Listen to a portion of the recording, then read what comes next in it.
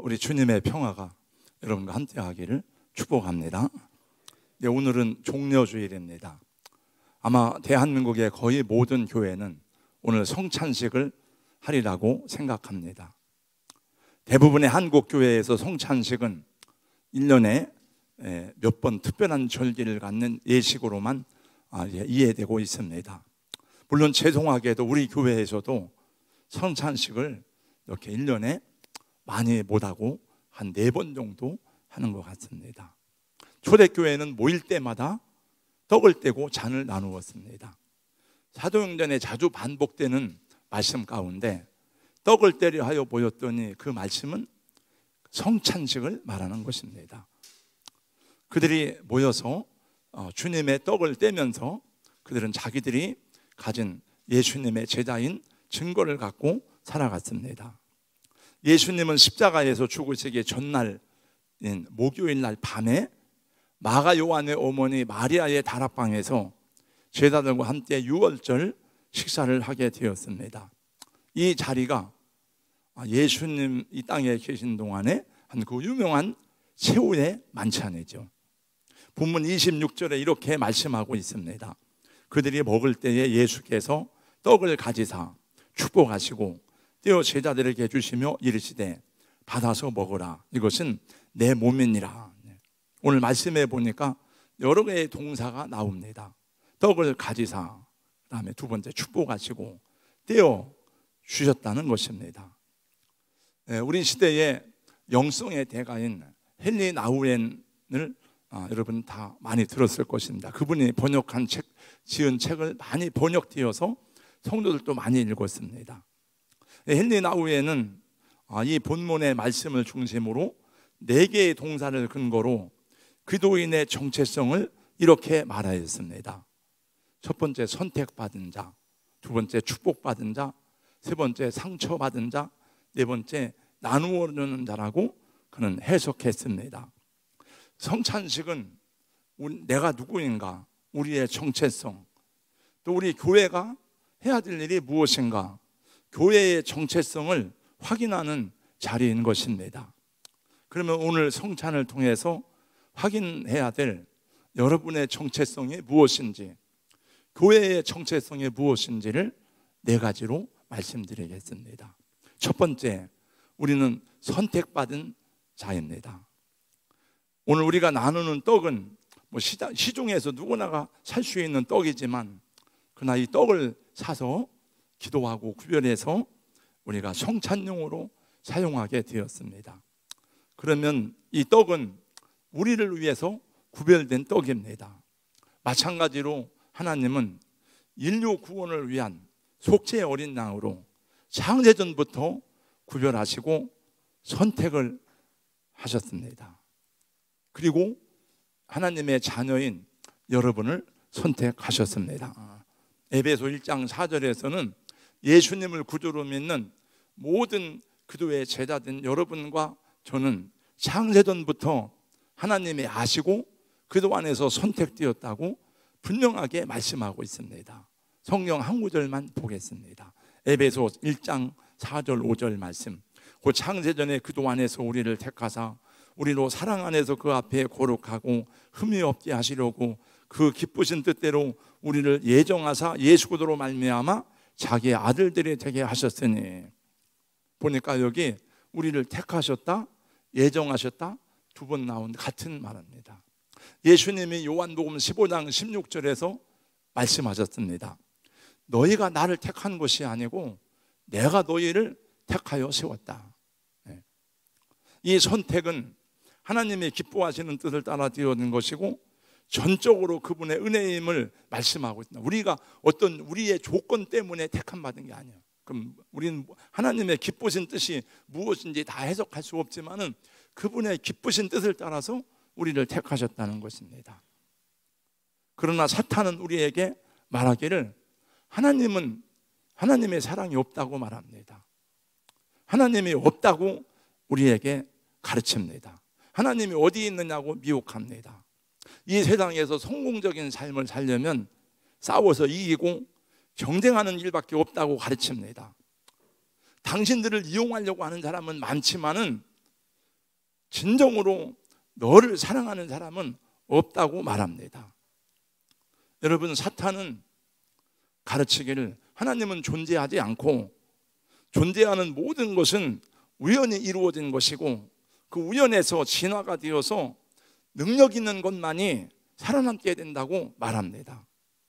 그것을 가장 철저하게 신봉하는 사람들이 바로 공산주의자들입니다.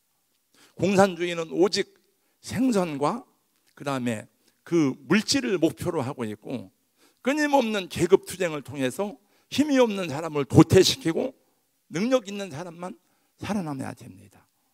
그리고 모든 가치를 물질화시켜 인간의 어떤 영혼이라든지 이런 가치는 없어요. 다 물질만이 모든 것의 중요한 가치입니다. 그 칼로 세계를 정복하는 것이 그들의 이념의 목적입니다. 그러나 하나님 안에서는 선택받은 모든 사람은 다 존재하고 아름다운 사람들인 것입니다.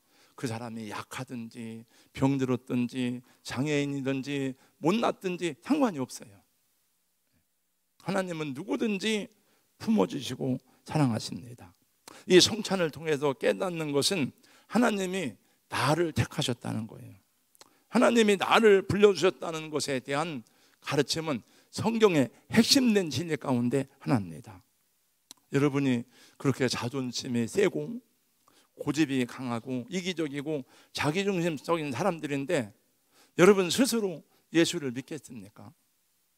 여러분 이 시간에 이렇게 교회에 나와 앉아있는 것이 이상하지 않습니까? 여러분, 그것이 하나님의 은혜입니다. 하나님이 아니면 누가 여러분을 꺾을 수 있고 하나님이 아니면 누가 여러분들을 굴복시키겠습니까? 그래서 처음엔 내가 예수를 믿는 것 같아요. 내가 결정하고 내가 선택하고 내 발로 와서 내가 예수 믿지 내 마음대로 왔다 갔다 합니다.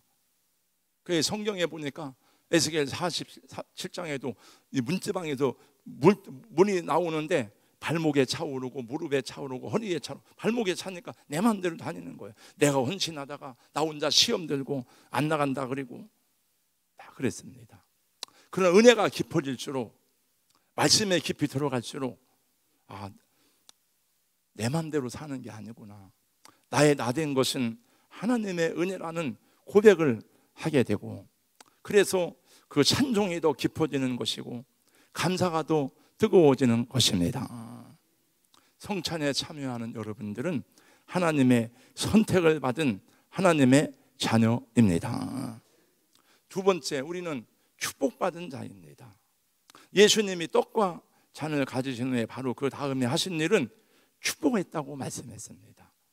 주님께서 저와 여러분을 자신의 자녀로 선택하신 후에 제일 먼저 하신 일도 축복하신 것입니다. 창세기 1장 말씀해 보니까 하나님이 사람을 만드신 다음에 첫 번째 하신 일이 하나님이 그들에게 복을 주시며 가라사대, 하나님이 사람을 축복했어요. 첫 번째 하신 일이 복을 줬어요. 생물에도 복을 주고 날에도 복을 줬어요. 그래서 날을 1, 2, 3, 4, 5, 6, 7째 날 하나님이 복되게 하셨다고 말씀했어요. 유대인들의 전통적인 아동교육에서 가장 중요한 것은 축복하는 겁니다. 아이가 태어나면 제일 먼저 축복합니다. 아이의 생일 행사의 최고의 결정은 축복의 메시지를 그에게 주는 것입니다. 나이가 들어서 성인식을 할 때에 히브리 말로 바미츠바라 그래요. 바미츠바라고 하는데 성인식의 절정도 그 부모님과 랍비가 함께 그 어른이 되는 아이를 축복하는 것입니다. 부모는 아이가 학교에 입학할 때 축복합니다. 여행을 떠날 때에도 축복합니다. 전쟁에 나갈 때에도 축복합니다. 부모가 이 세상을 다 살고 이제 나는 하나님 앞에 가야 되겠다, 난 떠날 때가 되었다 생각하면 마지막으로 자녀들을 불러서 유언과 같은 축복을 남기고 떠납니다. 여러분, 모세가 그렇게 12지파를 축복하고 죽었고 야곱이 12아들을 축복하고 죽었고 다 그렇게 죽었어요. 우리 모두는 하나님의 자녀로 축복 가운데 태어났고 축복 속에 살다가 축복을 남기고 가야 한다 하는 것입니다. 그러나 때때로 우리 인간 삶에서 저주받기 위해서 태어난 사람처럼 행동하고 생각하는 사람들이 있습니다. 혹시 우리 중에서도 그런 분이 안 계시겠지만 내 인생을 그렇게 느끼는 분이 있다고 생각하면 그거는 전혀 하나님의 성령의 은혜가 아닙니다. 여러분, 그건 사단이 주는 생각이에요. 저는 어느 분이 이렇게 얘기하더라고요. 죽음이 너무나 평안하고 고요하게 느껴지고 죽음이 자기를 부르는 그런 사람들이 있대요. 근데 그거는 우리는 죽음을 맞을 때 하나님 안에서 안식을 누리기 때문에 고요하고 평안한 거지. 근데 그건 다른 거예요. 그래서 죽음의 영이 임하는 거죠. 여러분, 그것은 사탄이 하는 일이라고 예수님이 분명하게 말씀했어요. 여러분 기억하시죠? 요한복음 10장 10장에서 말씀합니다. 도둑이 오는 것은 도둑질하고 죽이고 멸망시키려는 것뿐이요, 내가 온 것은 생명을 얻게 하려 합니다. 도둑은 마귀 사탄, 거짓 선지자를 말합니다. 여러분, 사람들에게 다가와서 그 사람들에게 소중한 가치와 생명과 또 인간으로서의 존중함을 포기시키고 그로 하여금 자살하게 만들고 멸망하게 하는 것은 그게 도적이 아니고 뭡니까? 그건 사탄, 마귀를 가리키는 거예요. 그러므로 내 자신을 저주하고 싶을 때, 인생이 저주라고 생각될 때에 기억해야 돼요. 그거는 지금 이 마귀의 영이, 저주의 영이 역사하고 있다는 것을 알아야 됩니다. 주 예수의 이름으로 그 영들을 결박하고 여러분 자신을 축복하시기 바랍니다. 여러분 자녀들을 축복하시기 바랍니다. 여러분 이웃을 축복하시기 바랍니다. 이 사회와 나라와 이웃을 파괴하는, 저주하는 사탄의 도구가 되면 안 돼요. 여러분은 축복의 통로, 축복의 도구가 되시기를 주님의 이름으로 축복합니다. 예수님의 영은 축복의 영입니다. 말로 축복하세요. 말로, 기도로 축복하세요. 하나님의 말씀을 그에게 선포하세요. 너는, 여러분 우리 자녀들이 예수 안 믿어도, 교회 안 나와도 축복하세요. 너는 하나님의 아들이다. 너는 하나님의 딸이다. 미국 사람들은 인사할 때 그냥 늘 씁니다. God bless you. God bless you. 하나님이 축복하신다. 그리고 생일잔치에서 노래할 때 반드시 그 노래가 들어가야 된답니다. God bless you. 우리도 들어본 것 같아요. 네. 여러분 축복받은 하나님의 자녀로 이 성찬에 참여하기를 주의 이름으로 축원합니다. 세 번째, 우리는 깨어져야 할 자입니다. 성찬의 떡은 선택되어졌고 축복받은 떡이었습니다. 근데 바로 이 축복하신 떡을 취하신 예수님은 그 떡을 떼셨다 그래요. 떼셨다. 우리가 읽는 개역 성경의 한글 번역에는 예수께서 떡을 떼어라고 말씀했습니다. 원래 성찬식은 우리는 다 이미 떡을 이렇게 떼어 놨습니다만, 성찬식은 이렇게 하는 게 아니고 원래는 빵을 갖다가 막 떼어 먹는 거예요. 이게 음식이에요. 이게 음식. 포도주도 이렇게 조그만 잔으로 그냥 마시는 게 아니고 그냥 막 마시는 거예요. 이렇게 원래. 그 성경에 보니까 고린도 교회는 먼저 온 사람들이 막 다 마셔버렸어 이걸. 그래가지고 막 취해가지고 막, 그래서 왜 부끄럽게 하느냐, 그렇게 하지 말라, 바울 사도에 말했죠. 떼어주는 거예요. 근데 영어 성경에 보니까 브로크도 브리드라고요. 떡을 깨트렸다는 거예요. 왜 이 떡이 떼어지고 왜 여러분 떡이 깨어져야 합니까? 깨어져야 나눠줄 거 아니에요. 떡을 떼야 다른 사람에게 줄 거 아니에요. 이렇게 먹어라. 여러분 구약시대 기드온의 항아리를 기억하십니까? 미디안의 적들과 싸울 때에 그들은 군사들로 하여금 항아리를 준비하고 항아리 속에 그 횃불을 감추었습니다. 그리고 결정적인 시간에 항아리가 깨질 때에 횃불이 드러나서 빛을 발할 수가 있었습니다. 여러분 마리아의 옥합을 기억하십니까? 마리아의 옥합이 깨어지는 순간에 순전한 나드 향유가 흘러나와서 예수님의 머리와 발을 적시고 그 온 집안이 향기로 가득하였습니다. 깨지는 것은 다 누구나가 다 눈물이고 아픔입니다. 깨어지는 것은 괴로움이고 고통이고 상처입니다. 여러분, 나이를 세월을 오래 산 분들은 여러분 다 안 깨진 사람이 어디 다 깨지잖아요. 여러분. 수도 없이 많이 깨지고 깨져가지고 오늘의 여러분이 되지 않았습니까? 깨져야 돼요. 깨져야 빛이 흘러나오고 깨어져야 향기가 나는 것입니다. 여러분, 인생에 상처 없이 하나님의 사람으로 만들어지는 법이 어디 있습니까? 여러분, 아브라함도 모세도 야곱도 요셉도 다윗도 다 깨졌어요. 깨지면서 하나님의 사람이 된 거예요. 그리고 그렇게 깨지고 나서 치유받은 심령으로 다른 사람의 상처를 어루만지고 그런 다른 사람을 돕는 인생이 되는 거죠. 그래서 상처가 필요한 거예요. 여러분 그런 말 많이 하잖아. 상처받았어. 나 상처받았어. 여러분, 상처가 없는 인생이 어디 있습니까? 여러분은 저에게 상처를 안 받았습니까? 여기 있는 성도 여러분들은 이 교회 와서 목사님에게 상처받은 분들이 없습니까? 또 여러분은 잘 모르지만 난 그런 적이 없다고 말하지만은 저는 여러분에게 상처를 안 받았겠습니까? 네.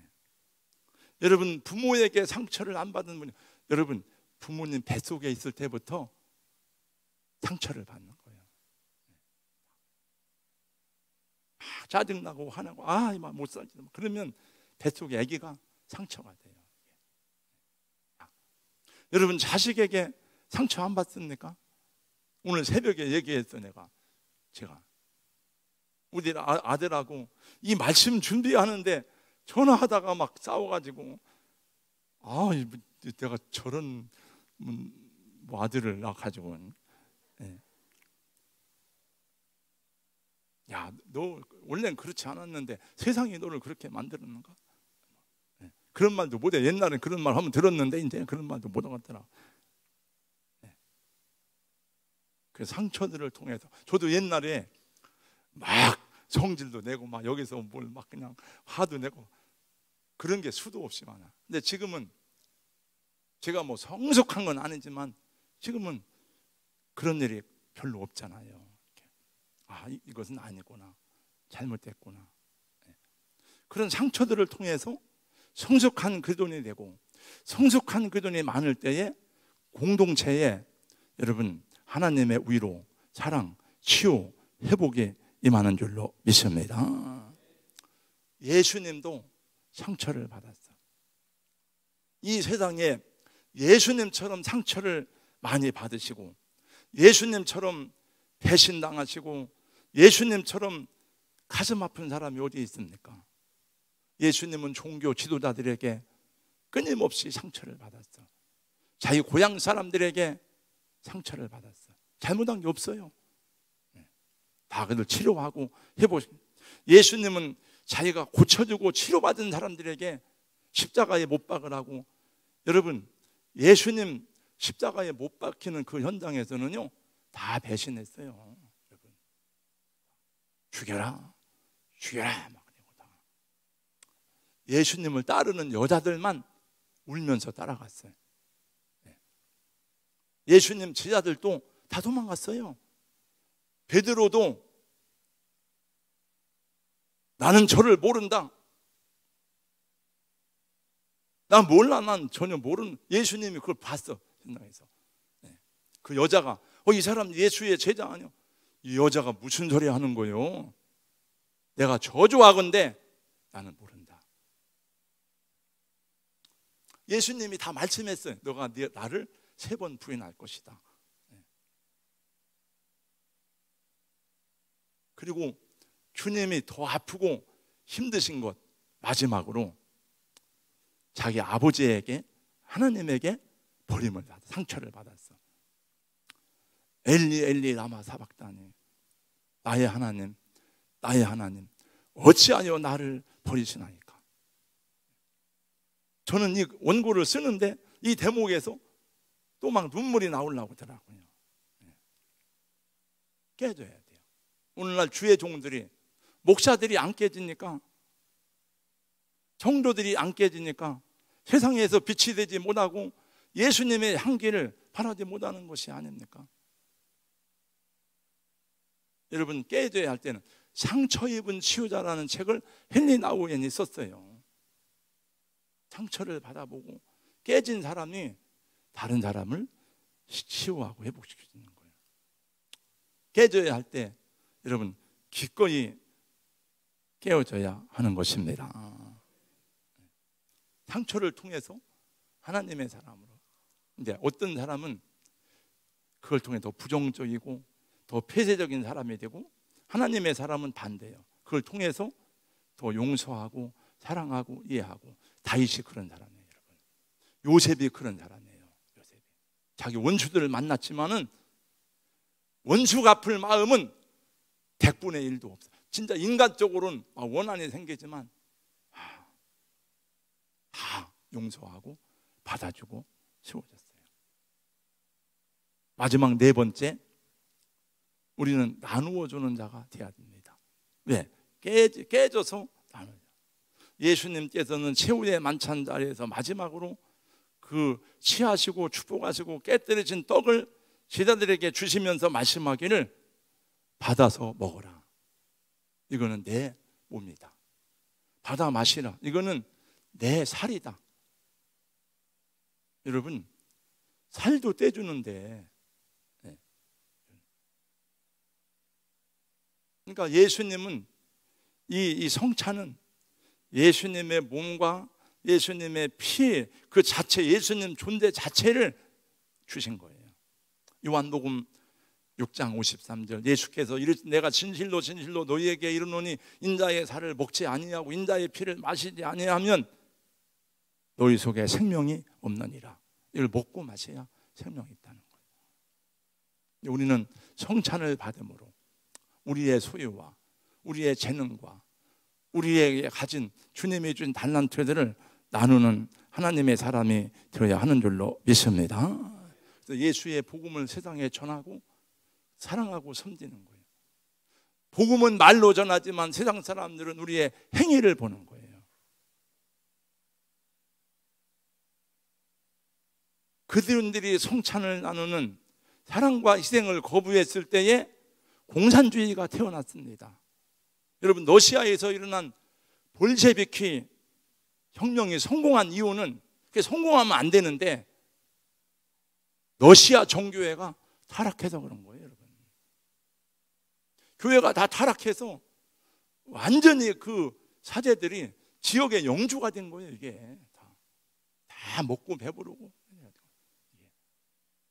백성들이 교회 편을 안 들고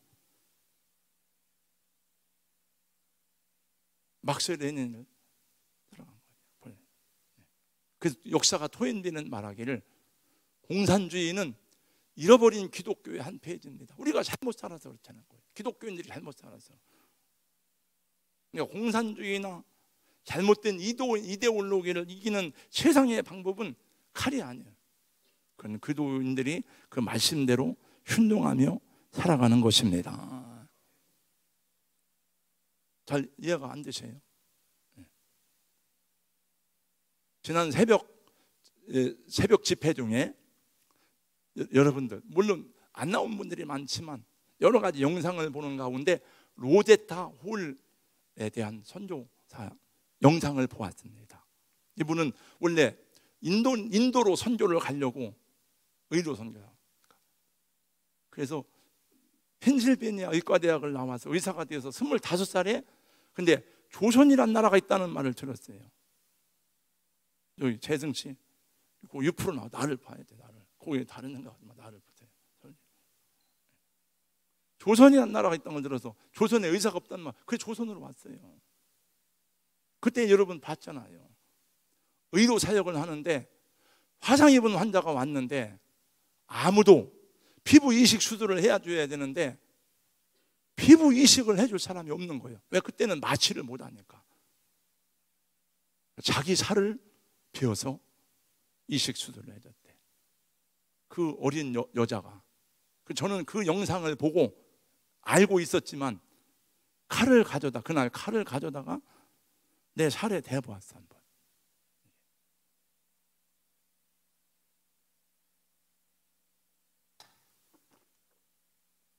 이거는 선교사 행전에 관한 얘기인데, 이 책에 보면 이런 얘기들은 수도 없이 많아요. 1년에 1885명을 전도하고 41살에 장티푸스로 죽은 여자 선교사. 로제타 홀은 그 딸도 죽었어. 한국에서 결핵 대치하다가. 옛날에는 암보다 무서운 병이 결핵이랍니다. 암은 나 혼자 죽지만 결핵은 번지니까 가족들하고 외면하고, 그래서 이게 망국병이 이게 막 결핵이네. 근데 이 노제타올은 끝까지 결핵 퇴치 운동을 하다가 했는데, 남편 죽고 딸 죽었는데 아들까지 남아서 2대에 걸쳐 77년 동안 의로 선교사로 사역을 했는데, 그들이 말하는 구호는 치료하라, 가르치라, 전도하라. 이래서 한국 사람이 예수를 믿게 된 거예요. 여러분, 다 예수 믿고 있는 거예요. 근데 우리는 그걸 몰라 잘. 노제타올 선교사 아들 셔우드홀이 쓴 조선회상이라는 책을 읽어보면 정말 눈물이 나는 얘기예요. 이건 그 아까 우리 영상 봤던 노제타홀의 아들이에요. 아들, 살아남은 아들. 이 아들도 한국에서 보험되네. 그러니까 개정 개편 교과서에 이슬람 8페이지, 불교 2페이지, 기독교 0페이지 안 나와. 그러면 안 되죠, 여러분. 전 미국을 특별히 좋아하진 않지만 미국 선교를 받은 사람들이잖아요. 다. 여러분, 우리 기독교 역사에서도 군대를 동원해서 십자군 전쟁을 일으킨 게 있지만 그건 잘못된 거예요, 여러분. 이슬람도 세계를 정복하는 게 목적인데 그 사람들은 칼을 사용하는 걸 두려워하지 않아. 예수님은 자기를 잡으러 왔을 때에 제자 중에 하나가 막 칼을 내리쳤어요. 그러니까 길을 붙여주면 말했어요. 검을 거두라.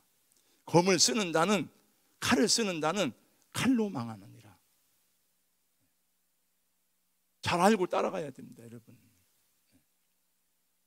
교회라고 목사라고 다 바른 일을 하는 것만은 기독교 역사에서도 여러분 식민 지배를 하고 군대를 동원하고 그거는 여러분 전부 다 종교 지도자들이 권력자가 돼서 잘못된 거예요. 그건 잘못된 건 잘못됐다고 얘기해야 되죠. 인기 절정의 여배우로서 안락한 삶에 안주하지 않고 월드비전의 홍보대사로 10수년 동안을 소말리아, 르완다, 방글라데시, 인도의 빈민촌을 누비며 나눔과 봉사를 실현했던 여러분들이 잘 아는 김혜자 권사님, 그분이 쓴 책 읽어보신 분이 있어요. 꽃으로도 때리지 말라. 베스트셀러가 되었어요.